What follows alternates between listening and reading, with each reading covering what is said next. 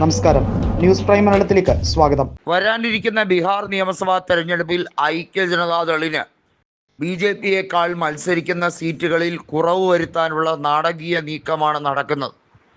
കാരണം ഐക്യ ജനതാദളിനെ സംബന്ധിച്ചിടത്തോളം 45 MLA-മാരെ അവർക്ക് നിയമസഭയിൽ ഉള്ളൂ.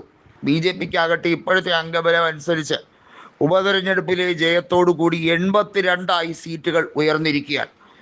BJP മത്സരിക്കുന്നത് 130ഓളം സീറ്റുകളിലും അതുപോലെ ഐക്യ ജനതാദൾ 113 സീറ്റിലുമായിരിക്കും എന്നാണ് പ്രാഥമിക വിവരങ്ങൾ. അതിൽ BJPയുടെ 130 സീറ്റിൽ ചിരാഗ് പാസ്വാന്റെ LJPയും അതുപോലെ തന്നെ ഹിന്ദുസ്ഥാൻ അവാം മോർച്ച ജതൻ റാം മാഞ്ചിയുടെ പാർട്ടിയും ഒക്കെ സീറ്റുകൾ അതിൽ നിന്നും വീതിക്കുമ്പോൾ BJPയുടെ മത്സരിക്കുന്ന സീറ്റുകളുടെ എണ്ണം 105ലേക്ക് കുറയാനാണ് സാധ്യത. ഇത്തരത്തിലേക്ക് ഉള്ള നീക്കമാണ് ഇപ്പോൾ പ്രാഥമിക ഘട്ടത്തിൽ ചർച്ചയാകുന്നത്. എന്നാൽ ഐക്യ ജനതാദൾ ആവശ്യപ്പെടുന്നത് 140ഓളം സീറ്റുകൾ തന്നെയാണ്.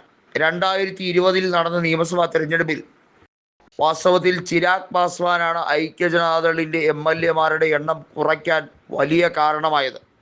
അന്നേരം ചിരാഗിൻ്റെ പാർട്ടി BJPയുമായി സഖ്യത്തിലായിരുന്നില്ല, മറിച്ച് ചിരാഗ് പാസ്വാന്റെ ബന്ധു കൂടിയായിട്ടുള്ള, അതായത് ചിരാഗിൻ്റെ പിതാവ് രാംവിലാസ് പാസ്വാന്റെ സഹോദരനായിട്ടുള്ള പശുപതി പാരസ് ആയിരുന്നു BJPയുമായി സഖ്യത്തിലായിരുന്നതും കേന്ദ്രമന്ത്രിയായിരുന്നത്. ആ പശുപതി പാരസ് RJDയുമായി സഖ്യം ചേർന്നിരിക്കുകയാണ്. പശുപതി പാരസിനെ സംബന്ധിച്ചിടത്തോളം അദ്ദേഹം പറയുന്നത് ബീഹാറിൽ RJDക്ക് ഇപ്പോൾ കൊയ്ത്തിൻ്റെ കാലമാണ് എന്ന് തന്നെയാണ്. അതിന് കാരണമാകുന്നത് ജനങ്ങൾ തേജസ്വിയെ വിശ്വസിച്ച് കഴിഞ്ഞിരിക്കുന്നു എന്നുള്ളതാണ്.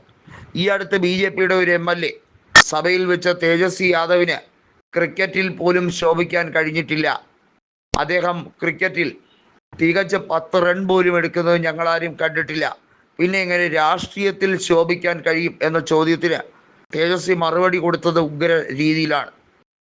2 തവണയായി, അതായത് 25-ാം വയസ്സിൽ തേജസ്വി ആദ്യമായാണ് ബീഹാർ നിയമസഭാ തെരഞ്ഞെടുപ്പിലേക്ക് ജയിച്ചു കയറിയത്. തുടർച്ചയായി 2ാം തവണയും അതേ മണ്ഡലത്തിൽ നിന്ന് തന്നെ ജയിച്ചു കയറി. ഇത്രയും പ്രായമായ നിതീഷ് കുമാർ ജനങ്ങളെ ഭയന്നിട്ടാണോ അദ്ദേഹം MLC-ആയി മുഖ്യമന്ത്രിയായി ഇരിക്കുന്നതെന്ന ചോദ്യം സഭയിൽ ചിരി പടർത്തി. ഐക്യ ജനതാദൾ അംഗങ്ങൾക്ക് പോലും ചിരിയാണ് ഉണ്ടായത്. അതിന് കാരണം നിതീഷ് കുമാർ കുറേ നാളുകളായി ജനവിധിയെ നേരിടുന്നില്ല എന്നുള്ളത് തന്നെയാണ്. അദ്ദേഹം വളഞ്ഞ വഴിയിലൂടെയാണ് മുഖ്യമന്ത്രിയാകുന്നത്. അതോ ഐക്യ ജനതാദളിന് നാമമാത്രമായ MLA-മാരെ ഉള്ളുതാനും. ഇത്തരത്തിൽ BJP കൊടുക്കുന്ന ഔദാര്യം എത്ര നാൾ നിങ്ങൾ ഭുജിക്കും എന്ന ചോദ്യമാണ് ഇപ്പോൾ RJDയും വീണ്ടും ചോദിക്കുന്നത്. RJD ഒറ്റയ്ക്ക് ഭൂരിപക്ഷം നേടി അധികാരത്തിലേക്ക് വരാൻ കെൽപ്പുള്ള പാർട്ടിയാണെന്ന് കോൺഗ്രസും പറഞ്ഞു കഴിഞ്ഞിരിക്കുകയാണ്.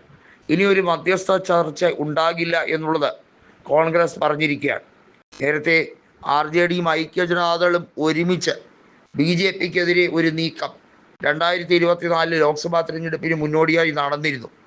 അതിന് ചുക്കാൻ വഹിച്ചത് കോൺഗ്രസ് ആയിരുന്നെങ്കിൽ ഇനി അത്തരത്തിൽ ഒരു തീരുമാനം ഉണ്ടാകില്ല.